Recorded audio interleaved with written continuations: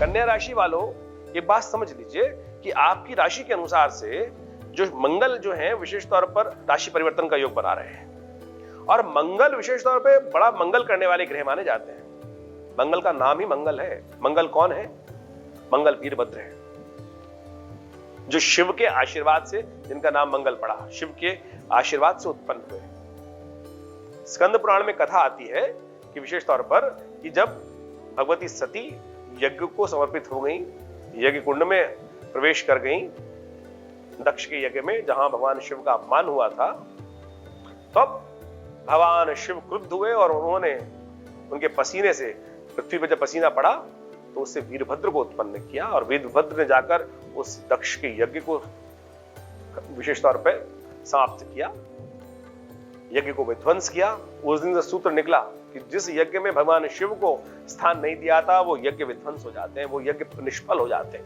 इसलिए यज्ञ में शिव का अंश अवश्य उत्पन्न होना चाहिए, शिव को आहुति अवश्य देनी चाहिए। उस दिन से ये सिद्धांत बन गया, किसी भी यज्ञ में शिव को यदि आहुति नहीं दी जाएगी, शिव को आह्वान नहीं किया जाएगा, वो यज्ञ सफल होगा ही नहीं। उस दिन से ये सूत्र विशेष तौर पर शास्त्र में विद्यमान हुआ। तो कहा जाता है कि वो जब सती को लेकर वहां पहुंचे, तब भगवान शिव ने उनको आशीर्वाद दिया और उनको मंगल के रूप में स्थित किया, और वो आकाश मंडल में मंगल के रूप में स्थित आज भी हैं, वीरभद्र भगवान के आशीर्वाद से। ये स्कंद पुराण में कथा आती है, तो आप समझ सकते हैं ये मंगल कौन है। और मंगल साहस के प्रतीक माने जाते हैं, उत्साह के प्रतीक माने जाते हैं, देवताओं समस्त ग्रहों में सेनापति के रूप में माने जाते हैं। यदि मंगल क्षीण हो जाए कुंडली के अंदर तो ऐसे व्यक्ति डिप्रेशन में चले जाते हैं, गलत कार्य करने लगते हैं, मन में उच्चारण, डिप्रेशन, यानी हिम्मत ही नहीं होती है। हमने देखा बहुत सारे लोग अनेक प्रकार के गलत यानी कई प्रकार के एडिक्शन में फंस जाते हैं जब मंगल कमजोर हो, अस्त हो, अशुभ भाव में हो, अशुभ ग्रहों के साथ हो, इस प्रकार के मंगल की स्थिति खराब। अब गोचर में मंगल की स्थिति, मंगल विशेष तौर पर कर्क राशि में प्रवेश करेंगे 10 मई को दोपहर को 1:49 पे मंगल का जो प्रवेश कर्क राशि में होगा, ये विशेष तौर पे ये रहेगा करीब 50 दिन, 30 जून तक। और ऐसे में ये 30 जून तक जो योग पड़ेगा विशेष तौर पर, ये कई प्रकार की समस्याएं उत्पन्न कर सकता है। आपकी राशि में यदि हम बात करें कन्या राशि वालों के लिए, तो मंगल कहां जा रहे हैं? एकादशवें भाव में। एकादशवें भाव में मंगल जो होते हैं वो लाभ का स्थान है, लाभ का स्थान है, इनकम को बढ़ाने का स्थान है, और विशेष तौर पर लाभ का स्थान जो आपकी इनकम को सोर्स बढ़ाता है, कई प्रकार की आमदनी को बढ़ाने के योग बनाता है, वहां जाकर बैठ गए हैं। और साथ साथ स्वामी है आपकी राशि के अनुसार से आपके पराक्रम भाव के, तृतीय भाव के, और साथ साथ आपके अष्टम भाव के। इन दोनों इंपॉर्टेंट भाव के स्वामी है। और यहां पर जब कमजोर हो गए, सामने विशेष तौर पर समझ लीजिए कि शनि महाराज वैसे ही आपके छठे भाव में चल रहे हैं, और शनि छठे भाव में उनकी दृष्टि भी पड़ गई है। शनि वहां बैठकर क्या कर रहे हैं? आपके शत्रु उत्पन्न कर रहे हैं, रोग उत्पन्न कर रहे हैं, कई प्रकार की समस्या दे रहे हैं, और वहां जाकर और ज्यादा शनि की दृष्टि, जब मंगल की दृष्टि पड़ जाएगी तो उस भाव को और खराब करेंगे। तो ऐसे में आपको समझना चाहिए, देखिए पूरे विश्व में भी इस प्रकार का जब षडाष्टक योग बनता है, आप कहीं भी पढ़ सकते हैं शनि मंगल का षडाष्टक योग, आपको पता चल जाएगा अशुभ योगों के अंदर इसकी गणना होती है। ऐसे में विप्लवकारी योग, ऐसे ही पिंगल नाम का संवत चल रहा है, युद्ध की स्थिति चल रही है, पर्यावरण में परिवर्तन का योग बन रहा है, प्राकृतिक आपदाओं का योग बन रहा है, साथ साथ कई प्रकार के गलत कार्य बढ़ सकते हैं, गलत लोग आतंकवादी घटनाओं को बढ़ा सकते हैं, इस प्रकार के योग बनते दिखाई देंगे ऐसे समय में। और इसके बाद शनि मंगल का टकराव भी हो जाएगा। जब शनि सिंह में जाएंगे, जब मंगल शनि सिंह में जाएंगे, तब 30 जून के बाद वो और ज्यादा सामने परस्पर विरोध स्थिति उत्पन्न कर देंगे। तो यानी इन सब चीजों से बचने के लिए कौन सा मार्ग उपस्थित है? देखिए सकल भगवान ने हर जगह कुछ ना कुछ रास्ता बना रखा है, कुछ ना कुछ शुभ करने का रास्ता बनाते हैं भगवान। प्रकृति में कुछ ना कुछ रास्ता हर जगह दिया होता है। आप समझे, भगवान ने जब हनुमान जी को भेजा वहां लंका में, तो वहां तो कोई भी मिलने वाला नहीं था। हनुमान जी तो ऐसी चलती है, प्रभु की आज्ञा है तो बिल्कुल कार्य करना है। और जब वो वहां पहुंचे तब भगवान उनको समझ में आया, तो भगवान ने तो पहले स्थिति बना रखी थी। हनुमान जी को भी एक बार कहा जाता है कि वहां अहंकार हो गया, अरे मैं ना होता तो कौन रक्षा करता। भगवान ने हर जगह कुछ ना कुछ बिठा रखा है, उनके अहंकार का मर्दन वहीं उसी वक्त हो गया।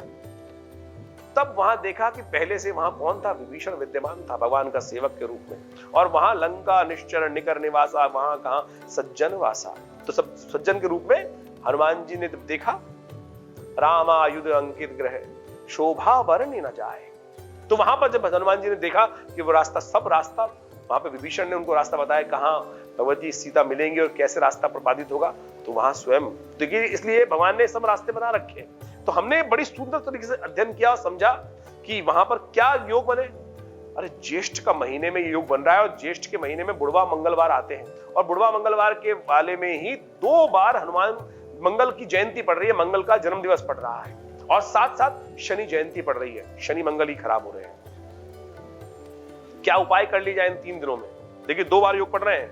9 मई को अंगारक चतुर्थी, शनि और विशेषतौर मंगलवार चतुर्थी यानी अंगारक, यानी उस समय जब खासकर वीरभद्र की उत्पत्ति हुई थी, मंगल का जन्म हुआ था, तब वो मंगल का जन्म दिवस बन गया। और 23 तारीख को भी चतुर्थी और मंगल का योग पड़ रहा है, अंगारक चतुर्थी पड़ रही है। तो ऐसे में बड़ा सुंदर तरीके से आप उपाय कर लीजिए। और शास्त्र समझे वही कथा रामायण के अंदर आती है कि शनि ने, जब हनुमान जी ने लंका का दहन किया तो शनि को मुक्त किया, तो शनि ने आशीर्वाद दिया कि जो आपके भक्त होंगे उनको कष्ट नहीं दूंगा। तो आप कोशिश ये करें, हमने तो ये बहुत सुंदर तरीके से उपाय समझाने का प्रयास किया आपको। तो शनि जयंती के दिन हमने आश्रम पे व्यवस्था रखी हुई है 100 पाठ हनुमान चालीसा के करने की, और बहुत साल से ये सुंदर व्यवस्था चलती है। लोग 8 घंटे तक लगातार हनुमान चालीसा का पाठ करते हैं बड़े आनंद भाव से। 100 पाठ करने में 8 घंटे करीब लग जाते हैं, 7-8 घंटे, और बड़े आनंद भाव से वो पाठ चलता है और बड़े सुंदर तरीके से। और अंतिम 10 पाठों में तो ऐसा स्थिति होती है कि हनुमान जी स्वयं आकर वहां पर पाठ में नृत्य करने लगते हैं। मनोभाव में हनुमान जी की मानस पटल पर ऐसी नृत्य की आकृति उभर जाती है कि आनंद भाव विभोर हो जाते हैं। तो कोशिश करें इस सुंदर तिथियों में यह काम करने का प्रयास करें।